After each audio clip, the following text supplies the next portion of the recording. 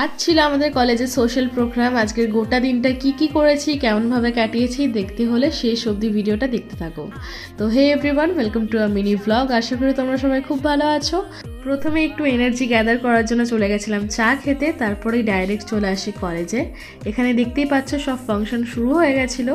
যেহেতু ফাংশন শুরু হতে হতে অলরেডি লাঞ্চের টাইম হয়ে গেছিলো, তাই জন্য আমরা বন্ধুরা মিলে চলে গেছিলাম সামনেরই একটা রেস্টুরেন্টে D16।